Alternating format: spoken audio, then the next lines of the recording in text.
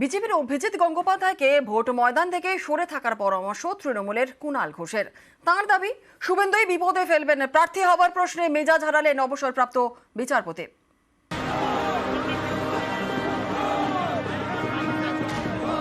ভোটের মুখে বিজেপিতে যোগ দিয়েছেন অবসরপ্রাপ্ত বিচারপতি অভিজিৎ গঙ্গোপাধ্যায়। তমলুক থেকে তার পদ্মপ্রার্থী হওয়া জোরালো ইঙ্গিত মিলেছে।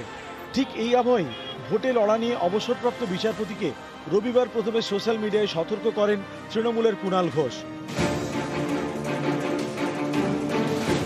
পরে শুভেন্দু অধিকারীর নাম তুলে তোপ দাগেন কুণাল ঘোষ। ভোট শেষ হয়ে যাবে, অভিজিৎ গাঙ্গুলি পরাজিত হবেন, আর মনে হবে যে উনি একটা সম্মানজনক জায়গা থেকে একা একটা ধুধু মরুভূমির মধ্যে দাঁড়িয়ে আছেন।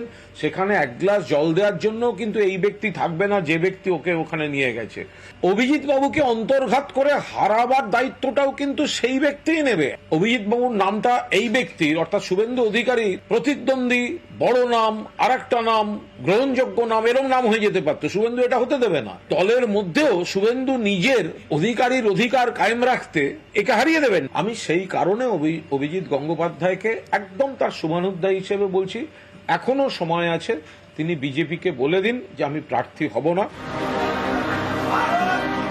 তাহলে কি ভোটে দাঁড়াচ্ছেন অবসরপ্রাপ্ত বিচারপতি? এই প্রশ্নের মুখে মেজাজ হারান অভিজিৎ গঙ্গোপাধ্যায়।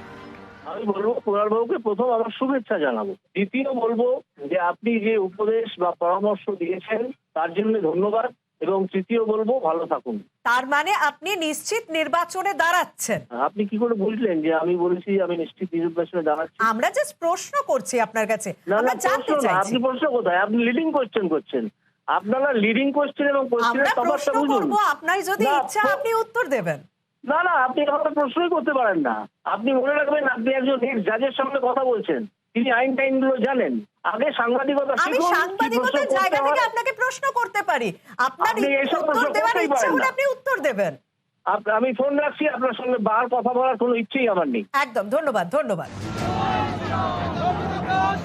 ভোটে দাঁড়ানোর প্রশ্নে রুষ্ট অবসরপ্রাপ্ত বিচারপতি, অথচ অভিজিৎ গঙ্গোপাধ্যায়ের নামে দেওয়াল লেখা হয়ে গিয়েছে তমলুক লোকসভার বিভিন্ন এলাকায়। এর মধ্যে বারবার তমলুকে দেখা গেছে অভিজিৎ গঙ্গোপাধ্যায়কে। মেছেদায় শুভেন্দু অধিকারীর সঙ্গে ক্লোজ ডোর মিটিংও করেছেন। তমলুক লোকসভার মধ্যেই পড়ে নন্দীগ্রাম। সে নন্দীগ্রামে গিয়ে শহীদ বেদিতে মালা দিয়েছেন, তমলুকে গিয়ে পুজো দিয়েছেন। রবিবারও তমলুকে বিজেপির জেলা অফিসে বৈঠক করেছেন। এরপরেও ভোটে দাঁড়াবেন কিনা এই প্রশ্নে মেজাজ হারালেন অবসরপ্রাপ্ত বিচারপতি। নিউজ 18 বাংলা।